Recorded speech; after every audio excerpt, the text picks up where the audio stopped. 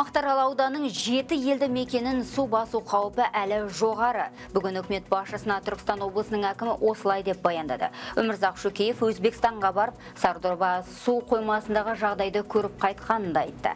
Әзірге тек 2 елді мекенге төнген қауіп сейілген. Сондықтан Мырзакент пен Ақжол ауылының тұрғындары үйлеріне оралып жатыр. Шамамен 17 мыңға жуық адам қайтқан. Жалпы су келген күні 14 ауылдан 31 мыңнан астам тұрғын эвакуацияланған. Барлығы дерлік медициналық тексеруден өткізіліп, жатын орын және 3 мезгіл тамақпен қамтамасыз етіліпті. Сондай-ақ халық қайырымдылық қоры тасқыннан жалпы шеккен отбасыларға арнайы 60 тонна азық-түлік жеткізді.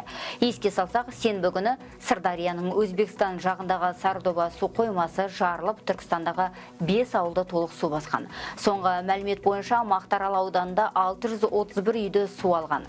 Апатты жоюға 1000-ға жуық құтқарушы мен 200-дей техника тартылыпты. Сондай-ақ ауылдардың кіреберісіне блок бекеттер қойылып, жосып кеткен жұрттың дүние мүлкін тәртіп сақшылары күзетуде. Облыс әкімдігінің мәліметінше аудандағы 3600 гектар егіндікте түгі қалмай бүлініпті. Алқаптың 85%-на мақта егілген еді. 7 елді мекенде су басу қаупі әлі жоғары, ал 2 елді мекенде Мырзакент, Ақжол мекендерінде қауіп сейілді. Кеше біз Өзбекстанға барып, әріптестерімізбен түгел сол ЦГК-ны, жаңағы центральный голодно-сепский коллекторды аралап шықтық.